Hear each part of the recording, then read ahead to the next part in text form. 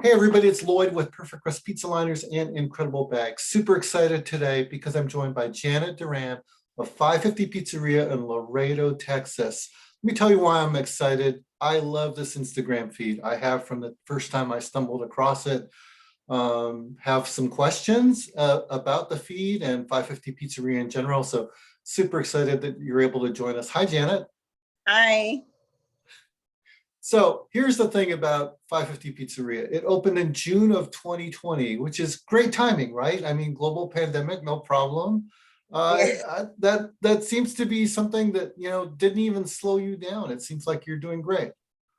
Yes, not at all. I actually didn't even think about the pandemic. I mean, obviously, yes, it was going on, but it was something that I was already all in and I couldn't stop. And I wasn't afraid of it. I didn't think of it. I was more afraid of like, I hope I get busy. You know what I mean? I was even thinking of like, oh my God, there's a pandemic happening.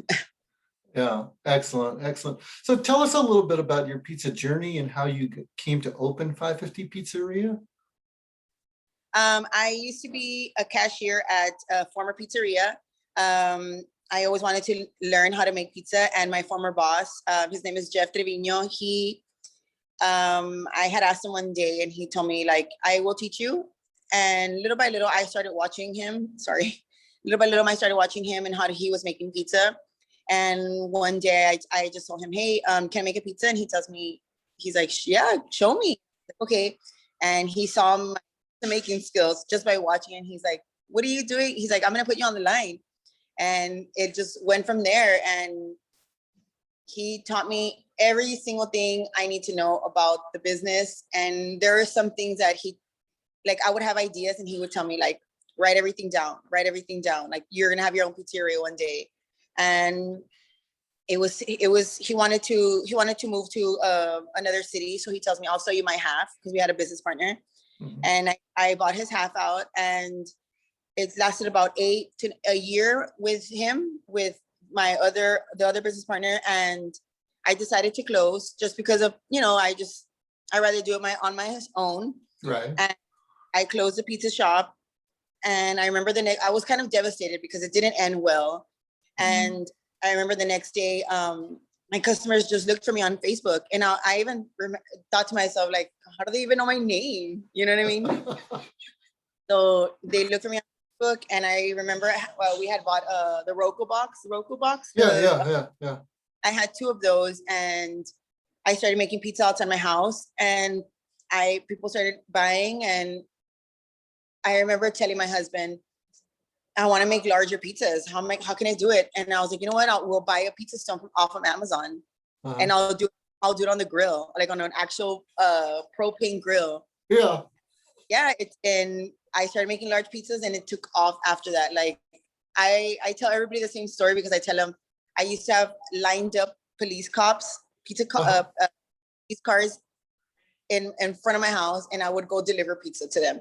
And it looked so shaky, you know what I mean? But it took off from there, and I would have state troopers, like people that you would never think of, like they would go to my house, and it was one pizza at a time. Wow. So like maybe like 64 pizzas a day. And I also used to work at a news station in the morning. So I would work from 5 in the morning to 1 p.m. And then from 2 p.m. to 10 p.m. I would make pizzas. That's such a great story. I mean, basically your fans or fans of your pizza would not let you quit. You're like, okay, yeah. I'm closing the shop. And they're like, no, you're still making pizza. Mm-hmm. Well, yep. I love that story. And part of why I love it is I feel like right now, with all of the unis and rock boxes and all of the different ways that people have to make pizza at home, there are more and more skilled home pizza makers. I mean, people who really, study it and do great work, they make some fantastic pizzas. And the fact that not that long ago, you're making pizzas at home and now you have a shop, to me seems really inspiring. I know that a lot of your message, both to people in general as well as to your workers, is for them to believe in themselves, yes. and et cetera. And I just think that you're living proof of this. Thank you. It's sometimes I walk in here and I always like I always told God, like, wow, like this is mine. Like, Mhm. and even my employees tell me I'm like, you're the big boss. And it's always like, what? Like it, and they even tell me like, you make me want to go chase after my dreams. And I tell them, yes, like nobody will ever know what I went through, in the sense, like, those tents, the tents that they sell like at Academy. I went through about 20 of those. They would fly away, it would rain, it was, I tell them, like, if you believe in yourself, you could do it. You could do it. Don't ever give up. Like, even if you have all these voices and people, and like, if you want to achieve your goal, you can. Of course, definitely you can. I think that's great because it seems like you had a great mentor in Jeff with Laredo Pizza Factory, and now you're kind of the mentor for the people that work for you. I mean, it sounds like they're much more than employees to you, and so you're able to encourage them in pursuing their dreams, writing it down, making it concrete, and just with what you've achieved, I think that's just such a great role model. Thank you. Thank you so So much. talking briefly about Jeff, I have to laugh about this story because I thought when I saw the name 550 Pizzeria, it's like, okay, I know where this comes from. And I just assumed it was an area code thing. It is not. So could you tell the story about why you are 550 Pizzeria? Well, 550 is the temperature of my oven. It feels like 550 in here sometimes. It gets, Summertime in Laredo, Texas? Yeah, yeah, sure. it reaches up to like 107 or 117, so it's pretty hot here. Yeah. But 550 always reminds me of every time a new employee would come in, and Jeff would train him to do the oven. He would be like, Janet, what's the oven supposed to be at? And I'm like, 550, like, and I would always tell him, and it reminds me of, he would always tell me, you need to be humble. You always have to stay humble. Put your name out there. Don't be afraid. Chase after your dreams. Work hard. And when you're tired, you need to rest, but you have to keep going. You know what I mean? He's like, don't give up. And he would tell me, like, I tell everybody, like, I suffer from anxiety. And he would tell me, like, if you want to scream in the walk-in, go scream in the walk-in. He's like, and let it go. And I'm like, okay. But Oh, yeah, that's great. he Yeah. helped me so much through a lot. Yeah, that's excellent. So tell me about the pizza that you serve at 550. It's like a New York style. Yeah, it's New York style. It's hand tossed. We do also do thin and crispy. It's vegan. It's a vegan dough.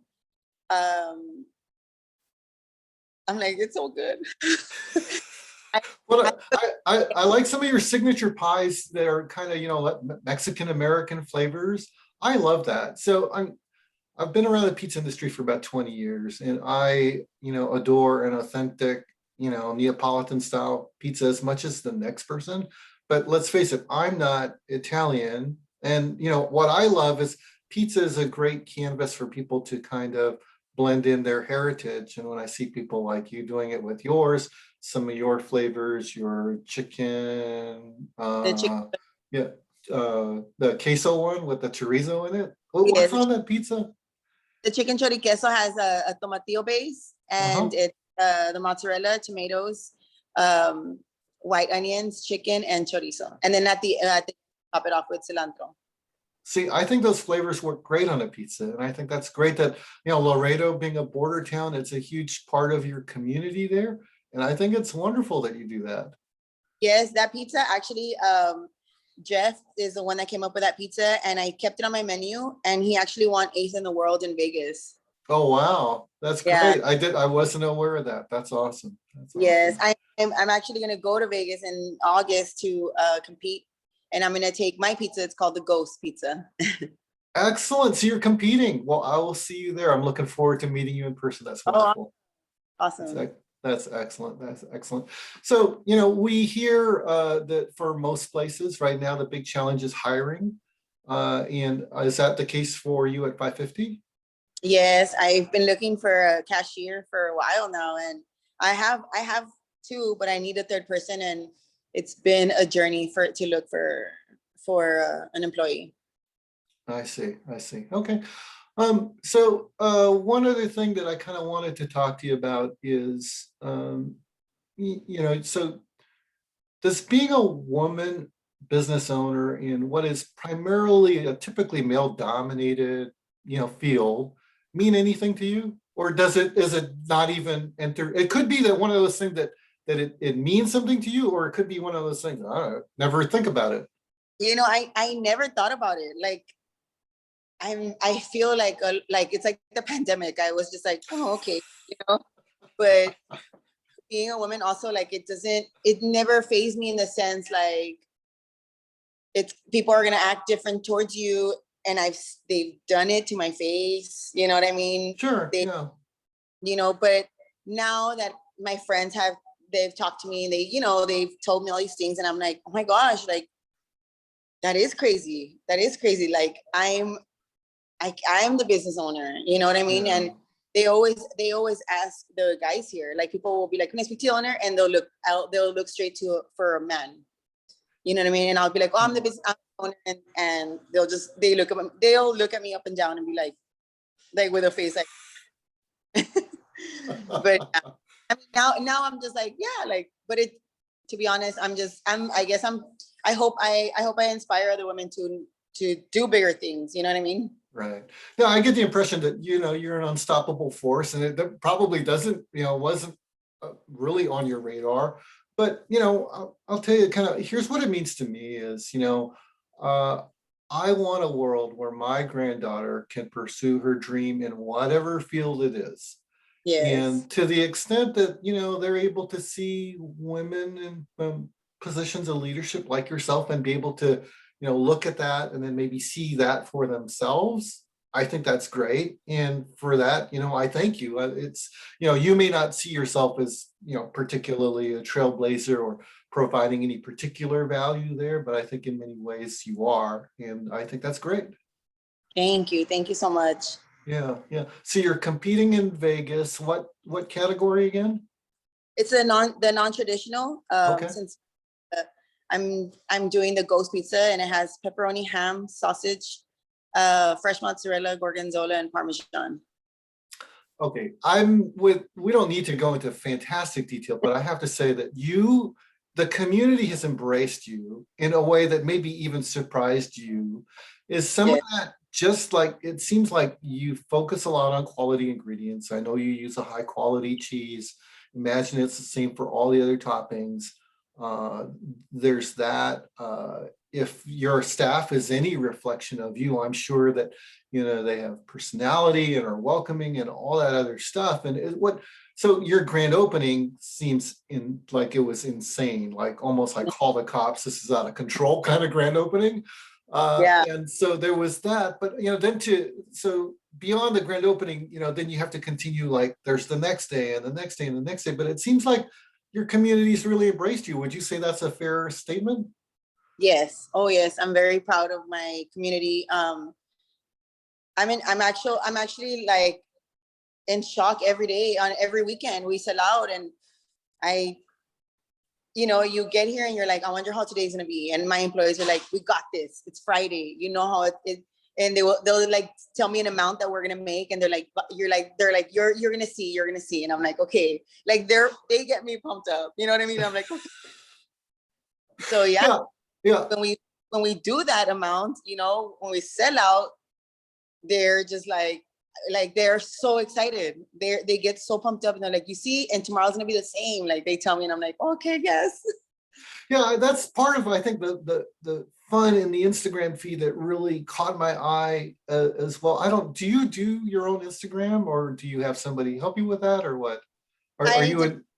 my own Instagram at times. I used to Okay. do it obviously for the past 3 years for my house. Uh-huh.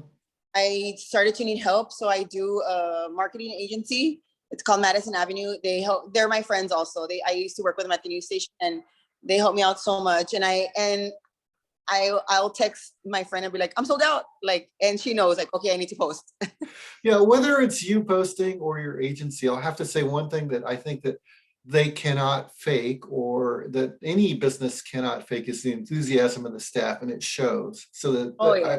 I particularly enjoy the posts where it's your staff in there or you're shouting them out. And I get the impression that, when you say your staff is the one saying, come on, Janet, we can do this. Let's go. We're going to have a great night. I mean, it shows in the pictures, and I Yeah. think that's wonderful. Yeah, I really do. Yeah, I'm actually taking him to Vegas with me. You are. Wow, Yes. that's a great treat. And just again, as I said before, I get the impression that, to you, they are more than employees. They're people that you're really encouraging to, hey, what's your dream? And, Yes. kind of coaching them in the sense that it sounds like, your mentor, Jeff, was one of those people that really affected your life by, taking an interest in kind of betting on you. And there are, for most of us, there's, a couple people that really changed the arc of our life by doing that kind of investment in us. And, in your role now as a business leader, the fact that you can do that with your community, I think is just so great. Thank you so much. Yeah. Well, I'm super excited that you're going to be in Vegas, and now I have yet another reason to look forward to August, and I cannot wait. So, is there anything that you'd like to say in closing? I'm very proud of my team. I'm so happy that I'm honored for you to want to talk to me, to speak to me. Oh, it's a pleasure. It's an absolute pleasure. Thank you. And I'm very humbled by my Laredo community Yes. for everything that they've done for me and that they still continue to support me. Well, thank you so much, and we will continue to look forward to your feed and your awesome pizzas, your smiling faces of your staff, and can't wait to meet you in person in Vegas. Thank you so much. Likewise. Okay, well, thank you so much, Janet. Bye. Bye.